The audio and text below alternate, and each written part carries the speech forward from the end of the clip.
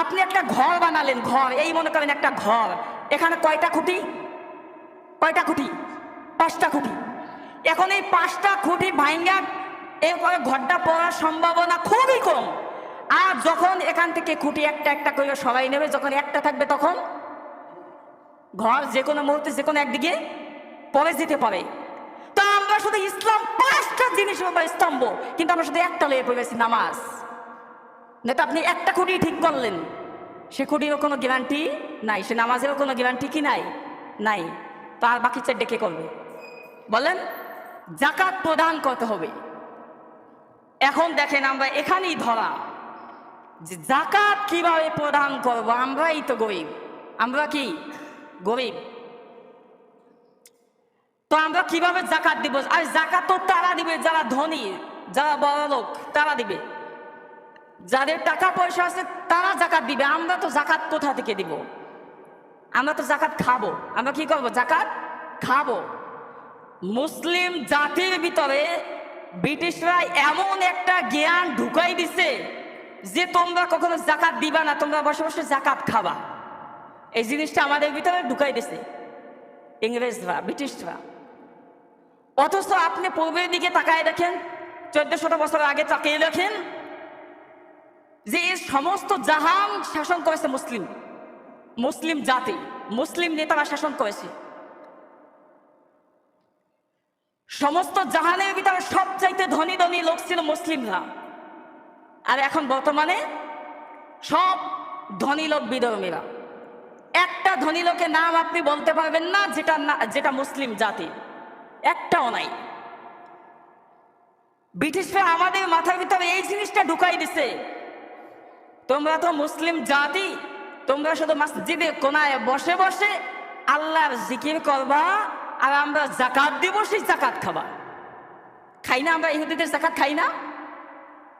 খাই কিন্তু জানি না, খাই কিন্তু জানি না। এই যে বাংলাদেশে চীন সাহায্য করে, আমেরিকা সাহায্য করে, এখান থেকে সাহায্য করে, ওখান থেকে সাহায্য করে, এইগুলোর টাকাগুলো কোথা থেকে আসে? সবই ইহুদিদের ফান্ডের দানের টাকা।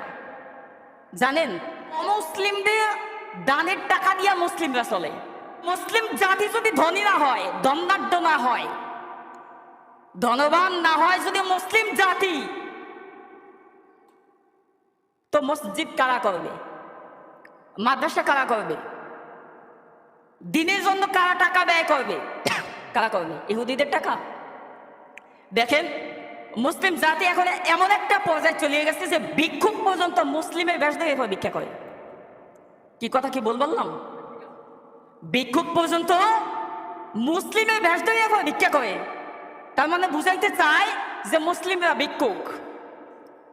এমন কোন হাদিস আছে যে হাদিসে পাবেন যে ভিক্ষা করলে চাইলে আল্লাহ গুনাহ দিয়া মানে সওয়াব দিয়ে একদম পরিপূর্ণ করে দেয় আমলনামা। যে আমি একটা থাল লয়ে নামলাম এবং ইল্লাল্লাহর জিকির ধরলাম, মাথায় একটা টুপি লাগাইলাম, আর থালটা সামনে ধরলাম আর হাঁটলাম, আর টাকা দিতেছি, আর আমার আমলনামায় সওয়াব আসতেছে, এমন কিছু না। যে টাকা পায়, দানের টাকা যে পায় তার সওয়াব হয়, নাকি যে দান করে তার সওয়াব হয়? যে দান করে তার সওয়াব হয়। তো মুসলিমরা সওয়াবের অধিকারী কোথা থেকে হবে? ওরা তো ন্যায় দেয় তো না। আপনি দেখেন, সারা পৃথিবীর ভিতরে কয়জন আছে মুসলিম ধনী? কয়জন আছে ব্যবসায়ী, বড় ব্যবসায়ী? হ্যাঁ, পৃথিবীতে যত বড় বড় ব্যবসায়ী আছে, বিজনেসম্যান আছে, সব অমুসলিম। একটা ঘটনা বলি। মনে করেন একজন উপদেষ্টা, রাষ্ট্রের একজন উপদেষ্টা অথবা মন্ত্রী, রাষ্ট্রের একজন মন্ত্রী তার বাসার কাজের মেয়েকে ধর্ষণ করেছে। তার বাসা, কথা কিন্তু বুঝছেন আগে, তার বাসা, মনে করেন কথা আবার বুঝছেন না যে আমাকে বাংলাদেশে মনে কোনো ঘটনা বলে না, বাংলাদেশে কোনো, এমনিতে একটা উদাহরণ দিতেছি। ধরেন চীনের একজন মন্ত্রী তার বাসার একটা কাজের লোককে ধর্ষণ করেছে, কাজের মেয়েকে ধর্ষণ করেছে। তো সেক্ষেত্রে ওই কাজের মেয়ে ধর্ষণের বিচার চাইবে? বলেন, কথা বলেন, ধর্ষণের বিচার চাবে? চাবে না। সে কিসের বিচার চাবে? হ্যাঁ, তার সাথে আমার মিলাই দাও, বিবাহ করাই দাও। কেন বলেন? বুঝতেও বোঝেন না কেন জানেন? কেননা সে হচ্ছে একজন ধনাঢ্য, তিনি হচ্ছে একজন বড়লোক, ধন সম্পদের মালিক। আর যদি ওই কাজটা সেম কাজটা একজন গরিব ঘরের ছেলে করতো, তাহলে কইতো যে ধর্ষণের বিচার করো। কি বলতো? ধর্ষণের বিচার করো। কেন বলছি? এখন বলতেছি। এখন বুঝেন, যাদের কাছে টাকা পয়সা, যারা ধনাঢ্য হবে তাদের কাছে সবাই জিম্মি, তাদের কাছে সবাই জিম্মি। তো যদি ধনাঢ্যই না হওয়া যায় তাহলে আমাদের কাছে জিম্মি হবে না। আমরা তো সবাই, আমরা সমস্ত গোটা মুসলিম জাতি হচ্ছি ইহুদিদের কাছে জিম্মি। তারা আমাদেরকে যেভাবে চালায় আমরা সেইভাবে চলি, তারা আমাদেরকে যেইভাবে ঘুরাইতেছে আমরা সেইভাবে ঘুরতেছি। কেন জানেন? একমাত্র মুসলিমরা এই চিন্তা ভাবনা ঘুরাই দিছে যে আমরা জাকাত দিব না, জাকাত বসে বসে খাবো। আমরা সেই অলস জাতি। এজন্য মুসলিমের উচিত ধন সম্পদ অর্জন করা। একটা হাদিস মনে পড়ছে যে ওমর রাদিয়াল্লাহু তাআলা আনহু, এটা ওমর রাদিয়াল্লাহু তাআলা আনহুর হাদিস। তিনি একবার মসজিদে গেছে, যাই দেখতেছে ও সময় মসজিদের পাশ দিয়ে যাইতেছিল তার খেলাফতকালে। ও সময় কিছু এলাকার কিছু যুবক ছেলে ফেলে মসজিদে যেয়ে বসে বসে জিকির করতেছে, আল্লাহর জিকির করতেছে। তো ওমর রাদিয়াল্লাহু তাআলা আনহু দেখে মাথাটা অনেক গরম হয়ে গেছে। তিনি দৌড় দিয়ে যে একটা লাঠি ভাঙছেন, লাঠি নিয়ে মসজিদে ঢুকা রাগান্বিত হয়ে বলতেছে, তোমরা এখানে কি করো? বলতেছে আল্লাহ তাআলার জিকির করে। বলতেছে তোমাদেরকে এখানে কে জিকির করতে বলেছে? যাও বের হও, বের হও এখান থেকে। এখনো যুবক, এখন পর্যন্ত তোমাদের দাড়ি পাকে নাই, বয়সের ছাপ পড়ে নাই, বসে বসে আল্লাহ তাআলার জিকির করতেছো। তোমরা যদি এখন জিকির করো তো ধনবান হবে কিভাবে হবা? এখন বসে থাকলে সম্পদ কিভাবে অর্জন করবা?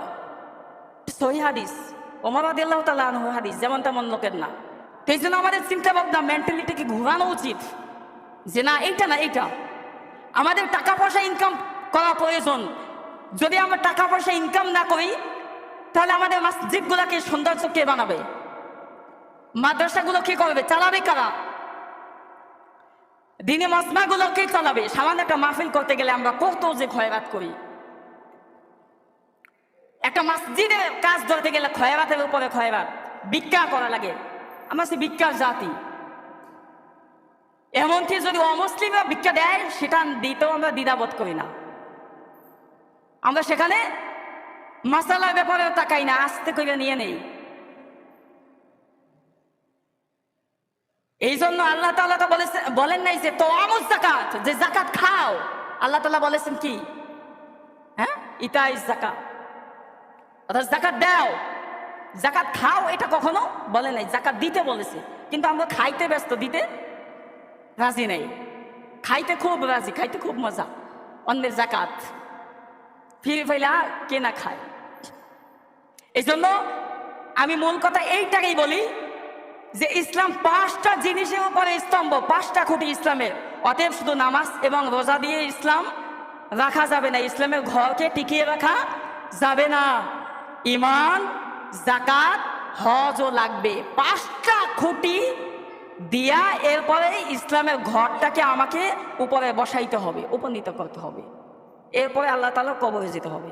আর নয়তো 2-1টা খুঁটি নিয়ে গেলে যে কোনো মুহূর্তে ভাঙ্গা পড়ে যেতে পারে জাহান্নামের ভিতরে। শুধু এইটাই বললাম। আল্লাহ তাআলা আমাদের সবাইকে তৌফিক দান করুন।